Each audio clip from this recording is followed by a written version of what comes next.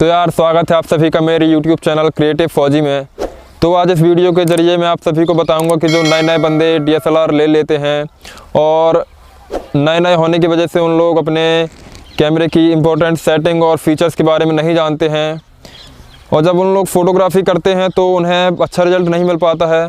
क्योंकि उन्हें अच्छे से कैमरे के फ़ीचर्स और सेटिंग्स के बारे में पता नहीं होता है।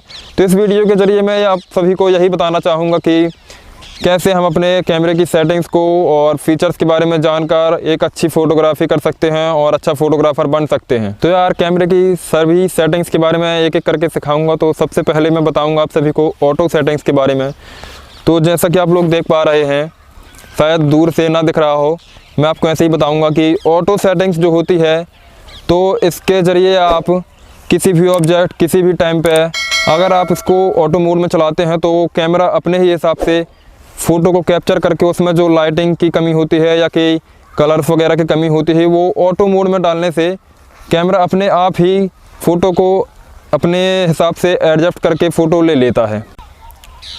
तो ऑटो का मतलब आप लोग समझ ही गए होंगे कि ऑटो का सीधा से मतलब है कि जो भी फ़ोटोज़ हमें लेनी होती है वो कैमरा अपने हिसाब से ऑटो मोड में डालने के बाद अपने हिसाब से वो फ़ोटोज़ ले लेता है।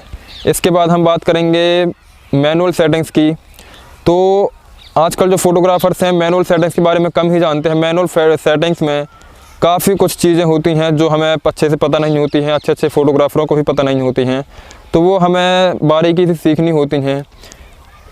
मैनुअल सेटिंग्स में पहली चीज़ होती है ISO, aperture, shutter speed, white balance, ये सब हमें सीखना होता है। तो मैं आपको अभी ISO के बारे में बता रहा हूँ। तो यार मैनुअल सेटिंग में सबसे पहले मैं आपको बताऊँगा ISO के बारे में। तो ISO जो क्या होता है कि ISO आप जितना ज़्यादा कैमरे की सेटिंग में कम रखेंगे उतनी ही आपको शार्प फ़ोटोज़ मिलेंगी और जितना ही ज़्यादा बढ़ाएंगे उसे उतनी ही ज़्यादा फ़ोटो में ग्रेनिंग आएगी, यानी कि फ़ोटो की क्वालिटी जो है उसके पिक्सल्स में थोड़ा सा डिफरेंस पड़ेगा। तो ISO का सीधा सा मतलब होता है आप ISO को जितना कम रखेंगे अपने कैमरे में उतनी ही ज़्यादा शार्प फ़ोटोज़ मिलेंगी और जितना ज़्यादा उसको बढ़ाते जाएंगे उतनी ही ज़्यादा हमारी फ़ोटोज़ में ग्रेनिंग आती जाएंगी, यानी कि पिक्चर क्वालिटी में जो डिफरेंस आता जाएगा।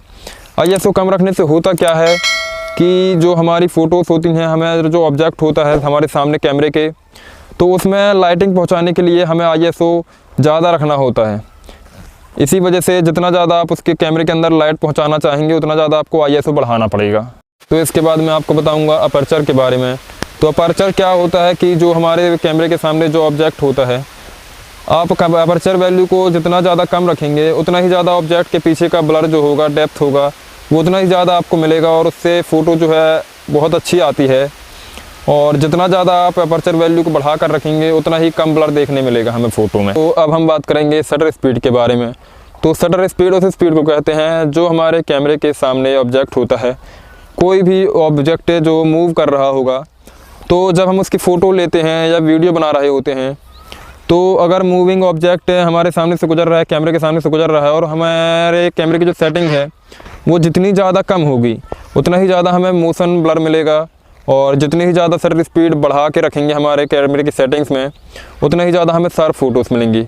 बट इसके पीछे एक बात और है, एक सेटिंग इसके बारे में एक चीज़ और बताऊँगा आप सभी को कि जो जितना ही ज़्यादा हमें शटर स्पीड को कम रखेंगे उतनी ही ज़्यादा हमें कैमरे के अंदर लाइट मिलेगी और जितना ज़्यादा शटर स्पीड को बढ़ा के रखेंगे उतनी ही कम लाइट मिलेगी हमें।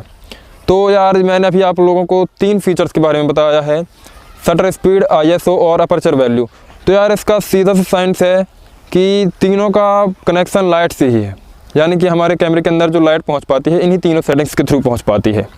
तो शटर स्पीड और अपर्चर वैल्यू और ISO के बारे में आप लोग जान ही गए होंगे कि इन सभी का क्या यूज होता है और कैसे सबको यूज किया जाता है। तो यार इस वीडियो के थ्रू मैंने आप लोगों को समझाने की कोशिश की है मैनुअल सेटिंग को समझाने की। और ऑटो तो आप लोग कैमरे का मतलब जानते ही हो, ऑटो में अगर चला रहे हो तो सब कुछ ऑटोमेटिकली ही वो अपनी तरफ से एडजस्ट कर लेता है।